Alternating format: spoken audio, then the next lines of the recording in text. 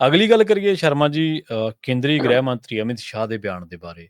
ਪੰਜਾਬ ਦੇ ਸੰਦਰਭ ਦੇ ਵਿੱਚ ਤੇ ਪੰਜਾਬ ਦੀ ਵੱਖਵਾਦ ਦੀ ਜਿਹੜੀ ਸਿਆਸਤ ਹੈ, ਇੱਕ ਅਲੱਗ ਆਈਡੀਓਲੋਜੀ ਦੀ, ਉਹਦੇ ਬਾਰੇ ਉਹ ਗੱਲਬਾਤ ਕਰ ਰਹੇ ਸੀ ਲੋਕ ਸਭਾ ਦੇ ਵਿੱਚ ਤੇ ਉਹਨਾਂ ਨੇ ਦੱਸਿਆ ਕਿ ਅਸੀਂ ਕਿਸ ਤਰੀਕੇ ਦੇ ਨਾਲ ਪੰਜਾਬ ਦੇ ਵਿੱਚ ਜਿਹੜੀਆਂ ਇਸ ਤਰ੍ਹਾਂ ਦੀਆਂ ਆਵਾਜ਼ਾਂ ਨੇ ਉਹਨਾਂ ਨੂੰ ਦਬਾਇਆ ਹੈ। ਪੰਜਾਬ ਦੇ ਵਿੱਚ ਆਪਣੀ ਸਿਆਸੀ ਲਾਈਨ ਸਪਸ਼ਟ ਕੀਤੀ ਹੈ ਜੀ ਅਮਿਤ ਸ਼ਾਹ ਨੇ। ਪ੍ਰਵੀਨ ਜੀ, ਆਮ ਆਦਮੀ ਪਾਰਟੀ ਤੇ ਭਾਰਤੀ ਜਨਤਾ ਪਾਰਟੀ ਹੂੰ ਹੂੰ ਇੱਕੋ ਸਿਧਾਂਤ ਤੇ ਤੁਰ ਰਹੀਆਂ ਨੇ। ਜੀ ਜੀ ਇਹ ਬਾਇਆ ਵਪਾਰੀ ਵਰਗ ਖੁਸ਼ ਕਰਨਾ ਚਾਹੁੰਦੀ ਹੈ, ਸ਼ਹਿਰੀ ਵੋਟਰ ਨੂੰ, ਹਿੰਦੂ ਵੋਟਰ ਨੂੰ, ਪੰਜਾਬ ਦੇ ਨੂੰ। ਹਾਂਜੀ ਬੀਜੇਪੀ ਸਖਤ ਲਾਈਨ ਦਿਖਾ ਕੇ ਆਪਣੇ ਆਪ ਨੂੰ ਸਪਸ਼ਟ ਕਰਨਾ ਚਾਹੁੰਦੀ ਹੈ ਕਿ ਦੇਖੋ ਜੀ, ਅਸੀਂ ਤਾਂ ਤੁਹਾਡੇ ਸ਼ਾਂਤੀ ਲਈ, ਤੁਹਾਡੀ ਵਪਾਰੀ ਲਈ, ਤੁਹਾਡੀ ਦੁਕਾਨਦਾਰੀ ਖੁੱਲਣ ਲਈ ਜੀ, ਮਾਹੌਲ ਸੁਖਾਵਾਂ ਹੋਵੇ ਜੀ, ਉਹਦੇ ਨਾਂ ਦੇ ਉੱਤੇ ਅਸੀਂ ਚੱਕਿਆ ਜੀ, ਅੰਮ੍ਰਿਤਪਾਲ ਸਿੰਘ ਸਿੱਧਾ ਕਿਹਾ ਉਹਨੇ ਕਿ ਇੱਥੇ ਇੱਕ ਹੋਰ ਜਰਨੈਲ ਸਿੰਘ ਭੰਡਾਲਾ ਬਣਨ ਨੂੰ ਫਿਰਦਾ ਸੀ, ਦੇਖੋ ਡਿਬਰੂਗੜ੍ਹ ਬੈਠਾ ਅਖੰਡ ਪਾਠ ਸਾਹਿਬ ਦਾ ਪਾਠ ਕਰ ਰਿਹਾ। ਭਾਈ, ਪਾਠ ਕਰਨਾ ਗੁਨਾਹ ਹੁੰਦਾ? ਸਹੀ ਹੈ, ਬਿਲਕੁਲ ਜੀ। ਉਹ ਵੀ ਸ਼੍ਰੀ ਅਖੰਡ ਪਾਠ ਸਾਹਿਬ ਦਾ। ਮੈਂ ਕਹਿੰਦਾ ਕਿਸੇ ਵੀ ਧਰਮ ਦਾ ਪਾਠ ਕਰਨਾ, ਜਿਹਨੂੰ ਮੰਨਦਾ ਹੈ ਉਹਨੂੰ ਅਧਿਕਾਰ ਹੈ, ਤੇ ਕਿੱਥੇ ਕਰਨਾ ਕਿਸੇ ਨੇ। ਜਾਂ ਤਾਂ ਤੁਹਾਡੀ ਸਮਝ ਨਲਾਇਕ ਹੈ ਕਿ ਤੁਹਾਨੂੰ ਪਤਾ ਹੀ ਨਹੀਂਗਾ ਕਿ ਸ਼ਬਦ ਕਿਹੜਾ ਕਿੱਥੇ ਵਰਤਣਾ, ਕਿੱਥੇ ਨਹੀਂ ਵਰਤਣਾ, ਜਾਂ ਤੁਸੀਂ ਜਾਣਬੁੱਝ ਕੇ ਸਾਰੇ ਨੂੰ ਸਾਰੀ ਫਿਰਕੇ ਰਹਿਣ ਜੀ, ਸਹੀ ਹੈ, ਜਾਂ ਤੁਸੀਂ ਜਾਣਬੁੱਝ ਕੇ ਹਵਾ ਦੇ ਰਹੇ। ਸੋ ਇਹ ਲਾਈਨ ਟੋ ਕੀਤੀ ਹੋਈ ਹੈ, ਇਹ ਕੋਈ ਨਵੀਂ ਲਾਈਨ ਨਹੀਂ ਹੈ ਬੀਜੇਪੀ ਦੀ ਜੀ। ਪਰ ਪੰਜਾਬ ਦਾ ਵਪਾਰੀ ਵੀ, ਪੰਜਾਬ ਦਾ ਕਿਸਾਨ ਵੀ ਬਾਕੀ ਮੁਲਕ ਵਰਗਾ ਨਹੀਂ ਹੈ, ਗੁਜਰਾਤੀ ਵਪਾਰੀ ਨਹੀਂ ਹੈ। ਤੁਸੀਂ ਇਹ ਦੇਖੋ ਕਿ ਪੰਜਾਬ 'ਚ ਆਮ ਆਦਮੀ ਪਾਰਟੀ ਦੇ 92 ਜਿੱਤੇ ਤਾਂ ਸਾਰੇ ਪੰਜਾਬ ਨੇ ਇੱਕੋ ਸੁਰ 'ਚ ਵੋਟ ਪਾਈ ਬਾਈ। 2 ਵਾਰ ਪੰਜਾਬ 'ਚ ਲਗਾਤਾਰ ਅਕਾਲੀ ਬੀਜੇਪੀ ਦੀ ਸਰਕਾਰ ਰਿਪੀਟ ਕੀਤੀ ਪੰਜਾਬ ਨੇ। ਕਾਂਗਰਸ ਇੱਕ ਵਾਰ ਪਹਿਲਾਂ ਵੀ ਲਿਆਂਦੀ ਸੀ, ਇੱਕ ਵਾਰ ਫਿਰ ਲਿਆਂਦੀ ਸੀ ਵਿਚਾਲੇ 2 ਵਾਰ ਅਕਾਲੀ ਲਿਆਉਣ ਤੋਂ ਬਾਅਦ। ਸੋ ਹੁਣ ਜੇ ਕਹਿੰਦੇ ਆ ਕਿ ਦਿੱਲੀ ਵਾਲੇ ਕਿਸਾਨ ਅੰਦੋਲਨ 'ਚੋਂ ਆਮ ਆਦਮੀ ਪਾਰਟੀ ਨਿਕਲੇ, ਫਿਰ ਸਾਰਾ ਪੰਜਾਬ ਤਾਂ ਨਹੀਂ ਬੈਠਾ ਸੀ ਉੱਥੇ ਜਾ ਕੇ। ਜੀ ਜੀ, ਬਿਲਕੁਲ ਬਿਲਕੁਲ। ਪਰ ਸੋਚ ਤਾਂ ਇੱਕ ਤਰ੍ਹਾਂ ਦੀ ਸੀ ਨਾ। ਸੋ ਜੇ ਤੁਸੀਂ ਇਹ ਸੋਚਦੇ ਹੋ ਕਿ ਅਸੀਂ ਸ਼ਹਿਰੀ ਵੋਟਰ ਖੁਸ਼ ਕਰ ਲੈਣਾ ਇਹਦੇ ਨਾਲ, ਕਿ ਲਓ ਜੀ ਅਸੀਂ ਸਖਤ ਲਾਈਨ ਅਖਤਿਆਰ ਕਰ ਰਹੇ ਹਾਂ ਅਮਿਤ ਸ਼ਾਹ ਇਹ ਗੱਲਾਂ ਕਰਕੇ, ਹੈਨਾ, ਤਾਂ ਭਾਈ ਫਿਰ ਪੰਜਾਬ ਦੇ ਸਿੱਖ ਲੀਡਰ ਸੋਚਣ, ਫਿਰ ਮੂੰਹ ਚੱਕ ਕੇ ਕਿਉਂ ਤੁਰੇ ਨੇ ਉਧਰ ਨੂੰ?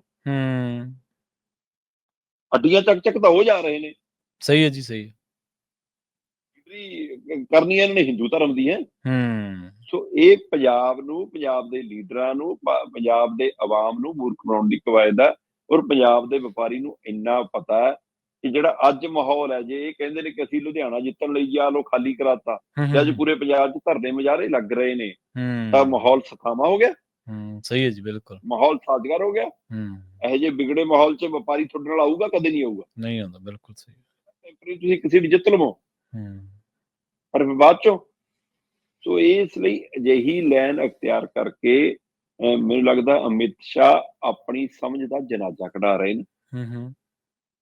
ਠੀਕ ਹੈ, ਉਹ ਖੇਡਦੇ ਨੇ, ਅੱਗ ਨਾਲ ਖੇਡਣ ਦੀ ਆਦਤ ਹੈ। ਮੋਦੀ ਵੀ ਇੱਕ, ਮੇਰੇ ਖਿਆਲ ਕਿਸੇ ਪੋਡਕਾਸਟ 'ਚ ਦੱਸ ਰਿਹਾ ਸੀਗਾ ਕਿ ਗੁਜਰਾਤ 'ਚ ਤਾਂ ਇੰਨੇ ਦੰਗੇ ਹੋਏ ਨੇ ਜੀ, ਗੋਧਰਾ ਨਵਾਂ ਥੋੜਾ ਸੀਗਾ, ਹੈਨਾ। ਪਰ ਪੰਜਾਬ ਨੇ ਤਾਂ 84 ਵੀ ਦੇਖਿਆ ਭਾਈ, ਪੰਜਾਬ ਨੇ ਤਾਂ ਦਰਬਾਰ ਸਾਹਿਬ ਦਾ ਹਮਲਾ ਵੀ, ਦਿੱਲੀ ਸਿੱਖ ਲਾਇਆ ਵੀ, ਤਾਂ ਵੀ ਅਸੀਂ ਵੱਢ ਟੁੱਕ ਨਹੀਂ ਕੀਤੀ ਆਪਸ 'ਚ। ਸਹੀ ਸਹੀ ਜੀ, ਬਿਲਕੁਲ ਜੀ। 47 ਵਾਲੀ ਗਲਤੀ ਨੂੰ ਅਸੀਂ ਅੱਜ ਤੱਕ ਰੋਨੇ ਆਪਣੀ ਨੂੰ। ਸੋ ਇਸ ਲਈ ਪੰਜਾਬ ਹੋਰ ਤਸੀਰ ਵਾਲਾ ਏ। ਇਹ ਮੋਦੀ ਐਂਡ ਉਹਦੀ ਪਾਰਟੀ ਨੂੰ ਸਮਝ ਲੈਣਾ ਚਾਹੀਦਾ, ਕੇਜਰੀਵਾਲ ਐਂਡ ਉਹਦੀ ਪਾਰਟੀ ਨੂੰ ਸਮਝ ਲੈਣਾ ਚਾਹੀਦਾ। ਇਹ ਜਿਹੜੀਆਂ ਲਾਈਨਾਂ ਖਿੱਚਣੀਆਂ ਚਾਹੁੰਦੇ ਨੇ ਇੰਨੀਆਂ ਆਸਾਨ ਨਹੀਂ ਗੀਆਂ। ਜਿਹੜੀ ਕਾਰਵਾਈ ਹੋਣੀ ਚਾਹੀਦੀ ਉਹ ਕਾਨੂੰਨੀ ਤੌਰ ਤੇ ਕਰੋ। ਹਾਂ, ਜੋ ਤੁਹਾਨੂੰ ਲੱਗਦਾ ਕਿ ਸਾਡੇ ਕਾਇਦੇ ਦੇ ਉਲਟ, ਉਸਦਾ ਰਾਜਨੀਤੀਕਰਨ, ਉਸਦਾ ਵਰਗੀਕਰਨ, ਉਸਦਾ ਜਾਤੀਕਰਨ, ਉਸਦਾ ਧਰਮਕਰਨ, ਇਹ ਕਿਹੜਾ ਸੰਵਿਧਾਨ ਸਿਖਾਉਂਦਾ ਜੀ, ਮੈਨੂੰ ਦੱਸੋ। ਜੀ ਬਿਲਕੁਲ। ਸੋ ਪਰ ਇਹਨਾਂ ਨੇ ਸੰਵਿਧਾਨ ਦੀ ਮੰਨੀ ਕਦੋਂ ਹੈ ਜਨਾਬ? ਗੱਲ ਤਾਂ ਇਹ ਹੈ। ਸਹੀ ਗੱਲ ਹੈ ਤੁਹਾਡੀ ਸ਼ਰਮਾ ਜੀ। ਦੇਖੋ, ਇਹ ਗੱਲ ਹੈ ਕਿ ਸਿਆਸੀ ਪ੍ਰਯੋਗਸ਼ਾਲਾ ਥੋੜ੍ਹਾ ਹੈ ਪੰਜਾਬ, ਕਿ ਤੁਸੀਂ ਆਪਣੇ ਸਿਆਸੀ ਪ੍ਰਯੋਗ ਇੱਥੇ ਕਰ ਕਰਕੇ ਦੇਖੀ ਜਾਓ ਕਿ ਇੱਥੇ ਕਤਾਰਬੰਦੀ ਹੋ ਸਕਦੀ ਹੈ, ਇੱਥੇ ਹਿੰਦੂ ਵਰਸਸ ਸਿੱਖ ਹੋ ਸਕਦਾ, ਇਹਨੂੰ ਪੁਲਿਸ ਸਟੇਟ ਬਣਾ ਕੇ ਦੇਖ ਲਈਏ, ਇਹਨੂੰ ਐਂ ਕਰਕੇ ਦੇਖ ਲਈਏ, ਕਿਸਾਨਾਂ ਨੂੰ ਖਦੇੜ ਕੇ ਦੇਖ ਲਈਏ। ਮਤਲਬ ਤੁਸੀਂ ਕਿਹੜਾ ਐਕਸਪੈਰੀਮੈਂਟ ਹੈ ਜਿਹੜਾ ਨਹੀਂ ਕੀਤਾ ਪੰਜਾਬ ਦੇ ਵਿੱਚ? ਪਰ ਪੰਜਾਬ ਦੀ ਵੱਖਰੀ ਤਸਵੀਰ ਹੈ। ਪੰਜਾਬ ਦੇ ਵਿੱਚ ਭਾਈਚਾਰਕ ਸਾਂਝ ਆ, ਲੋਕ ਆਪਣੇ ਤਰੀਕੇ ਦੇ ਨਾਲ ਇੱਥੇ ਜ਼ਿੰਦਗੀ ਜਿਉਂਦੇ ਨੇ, ਆਪਣੇ ਤਰੀਕੇ ਦੇ ਨਾਲ ਵਿਚਰਦੇ ਨੇ। ਇੱਕ ਉਹ ਵੀ ਸਮਾਂ ਸੀ ਪੰਜਾਬ ਦੇ ਵਿੱਚ ਬੜਾ ਸੰਜੀਦ, ਬੜਾ ਗੰਭੀਰ ਸਮਾਂ ਸੀ, ਬੜਾ ਸੰਵੇਦਨਸ਼ੀਲ ਸਮਾਂ ਮੈਂ ਕਹੂੰਗਾ, ਜਦੋਂ ਪੰਜਾਬ ਦੇ ਵਿੱਚ ਇੱਕ ਪਾਸੇ ਸ੍ਰੀ ਗੁਰੂ ਗ੍ਰੰਥ ਸਾਹਿਬ ਜੀ ਦੀ ਬੇਅਦਬੀ ਹੋਈ ਸੀ ਤੇ ਦੂਜੇ ਪਾਸੇ ਗੀਤਾ ਤੇ ਕੁਰਾਨ ਜਿਹੜੇ ਹਿੰਦੂ ਤੇ ਮੁਸਲਿਮ ਭਾਈਚਾਰੇ ਦੇ ਜਿਹੜੇ ਧਾਰਮਿਕ ਗ੍ਰੰਥ ਨੇ, ਉਹਨਾਂ ਦੀਆਂ ਵੀ ਬੇਅਦਬੀਆਂ ਦਾ ਸਿਲਸਿਲਾ ਸ਼ੁਰੂ ਹੋਇਆ ਸੀਗਾ। ਉਦੋਂ ਵੀ ਪੰਜਾਬ ਨੂੰ ਲਾਂਬੂ ਲਾਉਣ ਦੀ ਕੋਸ਼ਿਸ਼ ਕੀਤੀ ਗਈ ਸੀ, ਪਰ ਫਿਰ ਵੀ ਪੰਜਾਬ ਦੇ ਲੋਕ ਬੜੇ ਭਾਈਚਾਰਕ ਤੌਰ ਤੇ ਬੜੇ ਇਹਨਾਂ ਦੀ ਸਾਂਝ ਗੂੜੀ ਆ। ਬਿਲਕੁਲ। ਤੇ ਇੱਕ ਮੈਂ ਸ਼ਬਦ ਜਿਹੜਾ ਉਹ ਦਰੁਸਤ ਕਰਨਾ ਚਾਹੁੰਦਾ ਸ਼ਰਮਾ ਜੀ, ਮੈਂ ਸ਼ਾਇਦ ਵੱਖਵਾਦ ਸ਼ਬਦ ਸ਼ੁਰੂ ਕੀਤਾ ਸੀ ਜਦੋਂ, ਪਰ ਉਹਨੂੰ ਮੈਂ ਕਹਿਣਾ, ਉਹਨੂੰ ਸੋਧਣਾ ਚਾਹੁੰਦਾ। ਮੈਨੂੰ ਲੱਗਦਾ ਕਿ ਸ਼ਾਇਦ ਅਲੈਹਦਗੀ ਦਾ ਜਿਹੜਾ ਸ਼ਬਦ ਆ, ਉਹਦੇ ਨਾਲ ਸ਼ਾਇਦ ਕੁਝ ਢੁਕਵਾਂ ਸ਼ਬਦ ਹੋਊਗਾ, ਜੇ ਆਪਾਂ ਉਸ ਸੰਦਰਭ ਦੇ ਵਿੱਚ ਗੱਲ ਕਰਾਂਗੇ।